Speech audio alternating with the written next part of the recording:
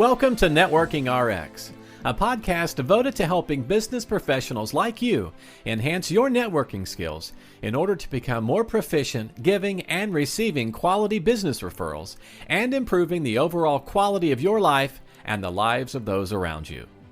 The Networking RX podcast is a production of AmSpirit Business Connections, an organization whose mission is to empower business success through networking. Welcome back for another episode. This is Frank Agin, founder and president of AmSpirit Business Connections. You are listening to the Networking RX podcast. An ongoing debate in networking is quantity versus quality. I was reading something on Facebook, and somebody had put a post up about meeting other people, and somebody had indicated, well, I meet somebody new every day, and other people kind of chimed in and said, well, that's not good because you shouldn't go wide with people, you should go deep with people. In other words, you should be building relationships rather than continuing to meet new people. And that's an ongoing debate, and I don't really, who has the right answer, I'm not sure. Sometimes I feel like I contradict myself when I talk about networking. I've done a lot of different episodes, and I certainly talk about meeting lots of people, and I talk about having good relationships with other people. And, at first blush, you would say, okay, those things are mutually exclusive, meaning you can't have lots of relationships and have deep, meaningful relationships. And there's probably some truth. Everybody's a little right in this debate. And so in thinking about it, I started to dig in a little more on this particular topic, and went back and looked back at all the various episodes I've done touching on quantity versus quality. And I probably talk about it in each of the episodes. It comes up from time to time. It comes up in more episodes than I'm probably going to be indicating, but I know I had a nice conversation back in July of 2021 with Brian Basilico, and we talked about Dunbar's number in there. And Brian's an author and a speaker and does a lot with respect to networking and social media, and he touched on Dunbar's number, and I had actually touched on it a year earlier in June 2020. I had done two episodes, episode 186 and 187. In 186, I explained what Dunbar's number is, how it was arrived at, and then in 187, I devoted an episode to how do you apply Dunbar's number. And just to go back and listen again to 186, 187, which talks about Dunbar's number. But real quickly, what Dunbar's number is Robin Dunbar, who is a behavioral anthropologist, was looking at primates and seeing that primates basically, and there's 700-800 different types of primates out there, hung in various size groups. And he had a theory that the larger the brain, the larger the group. And what he did was he essentially figured out the average brain size of different primates and the average group sizes that they hung around with, and there was a correlation there that the bigger the brain, the bigger the group size. And from that, determining what the average size of the human brain is, mainly the more recent portion of the brain, the neocortex, determined that humans can support about 147 relationships. They say 150 is Dunbar's number. That's how you come up with Dunbar's number. And I did another episode in episode 192, something that was given to me by Adam Connors, a study out there that talked about how many hours does it take to create a friend, how many hours to create a relationship. And again, kind of gets into the quality aspect of it, of having that ongoing deep relationship with people. Then in 180, I talked about the quality versus quantity debate as it relates to LinkedIn. And, who's to say what's right? And I think it varies. It varies from person to person. there's a there's a person I know, friend of mine, Terry Bean. He's a social architect. He's up in the Detroit metro area. He's Mr. Network up in Detroit. And in his book, Be Connected: Strategies to Attract the Right Opportunities, Connections, and Clients Through Effective Networking, he discusses the quantity and quality debate to networking. He essentially says in one corner, there's quantity, the tactic where you willingly connect with anyone and everyone, being ever ready to add another to your network. In the other corner is quality, the policy where you only build your network with those with whom you've developed a minimum level of mutual trust. Um, in other words, there are certain people out there, they will only add people to their LinkedIn connections if they have a relationship with them, whereas others, it's, you want to connect with me, I'll connect with you. I'm probably somewhere in the middle, probably leaning more towards quantity than quality, certainly on LinkedIn. Um, but Bean goes on, which is the better approach? According to Bean, both. He shares that you shouldn't choose between one or the other to be your all-in, one and only approach. After all, building a social media following is entirely different than creating a stable of trusted vendors, valuable clients, and resourceful colleagues. Um, Essentially, he relies on each strategy depending upon what you're trying to achieve. And I think that's probably the right answer. I say that with some hesitation because I know there are debates in both camps that, hey, this is what works for me, and this is what, or this is what works for me. It's quantity, and I'm really focused in on really getting to know people. And others out there want to have lots and lots of people in their network. The argument for quality or quantity, excuse me, is a law out there called Metcalfe's law. And Metcalfe's law really applies to telecommunications. Well, it actually really applies to any network, telecommunications, whatever. Um, but imagine, if you will, let's go back, not too far back in time, but imagine if you had the first and only fax machine. How much value is there in that fax machine? Well, the answer is very, very little if no one else has a fax machine, if you stop and think about it. It looks neat, but if you have no place to send a fax and you have nobody sending you a fax, have nobody with the ability to send you a fax, it's an expensive boat anchor. There's really not a whole lot that you're doing with it. Now, when you add a second fax, all of a sudden there's a little bit of value to that fax. You and this other person with this fax machine can be sending documents back and forth, and there's certainly some value to that. When you start adding other fax machines, let's say there's 5 fax machines, then if you have 5 fax machines, all of a sudden that network increases in value. You, with the fax machine, have 4 other people that you can send a fax to, and 4 people who can send you faxes. But all total, there's 10 different iterations of where faxes can go. You can send faxes to 4 other people, and then they can be sending faxes to other people, and it just so the value of that network goes up. It's just not your ability to use the network; it's other people's ability to use the network as well.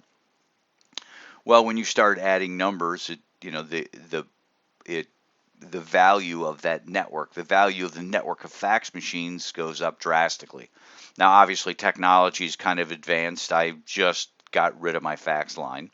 The only faxes I was getting was the bill for the fax line, which is kind of a little insane if you stop and think about it. Not insane, but finally realized, wait a minute, I'm getting 1 fax a month, and it's for my bill to receive faxes.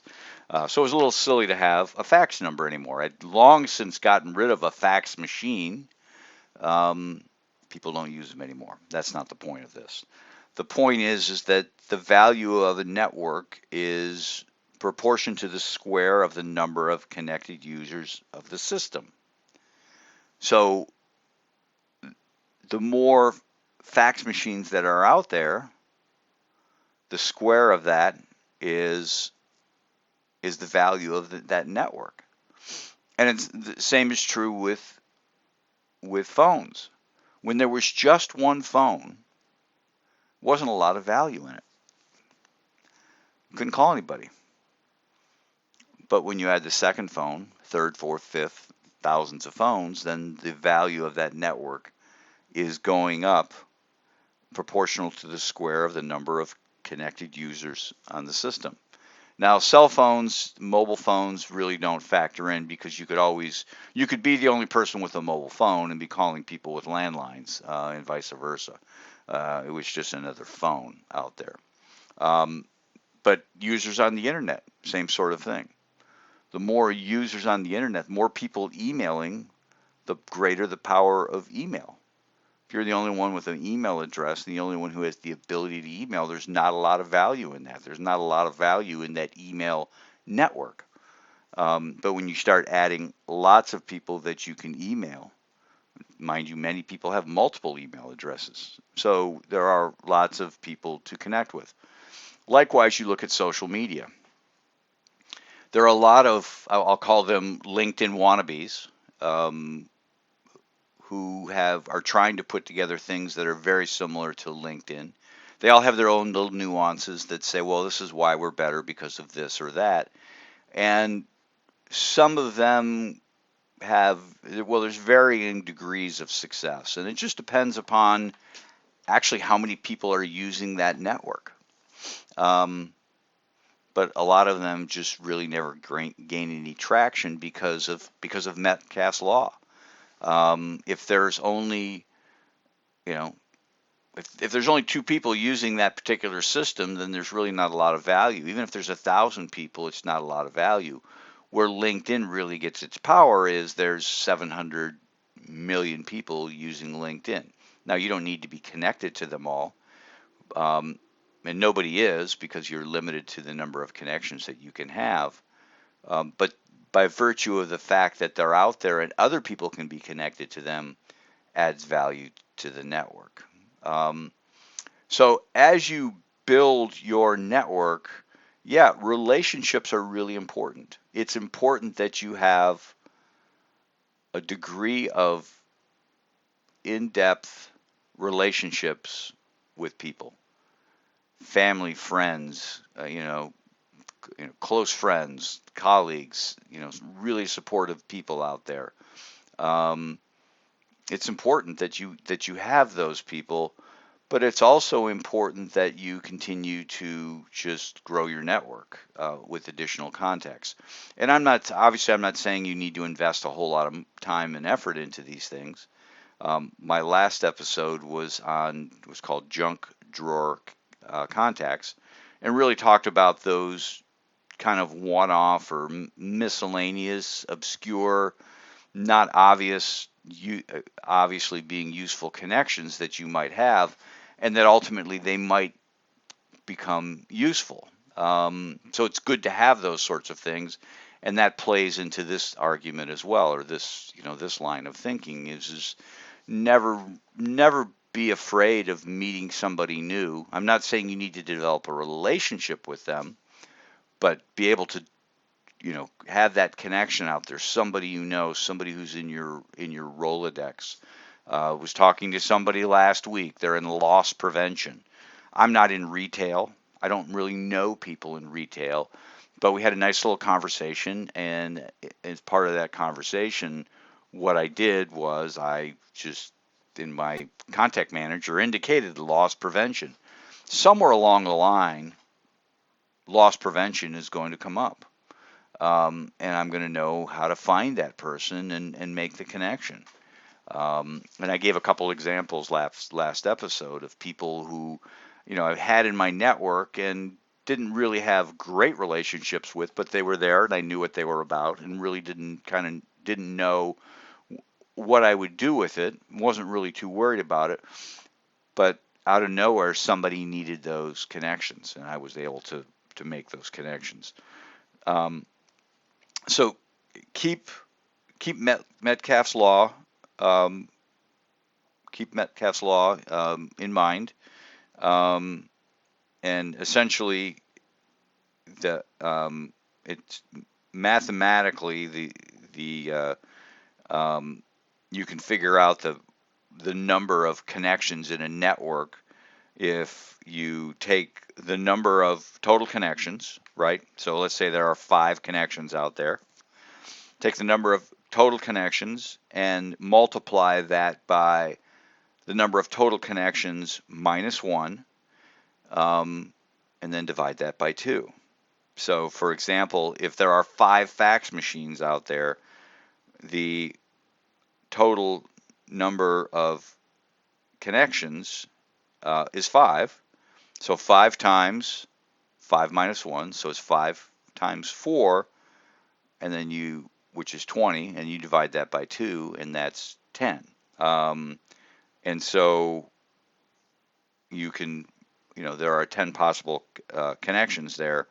And essentially what they're saying is that the value of, the value of the network is n, which is the number of connections to the second power.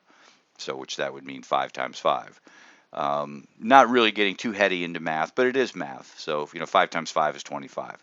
And those numbers, the value, again, the value of a network is proportional to the square of the number of connected users.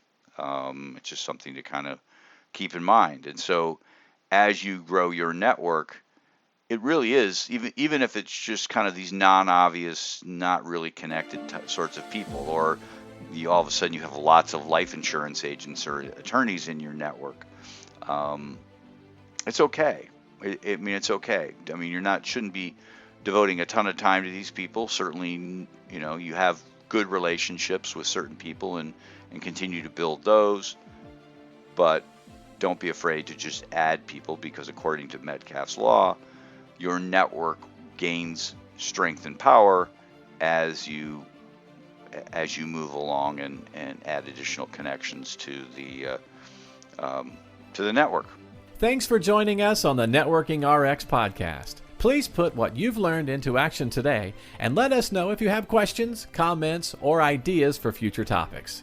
You can email them to us at podcast@amspirit.com. That's AmSpirit.com.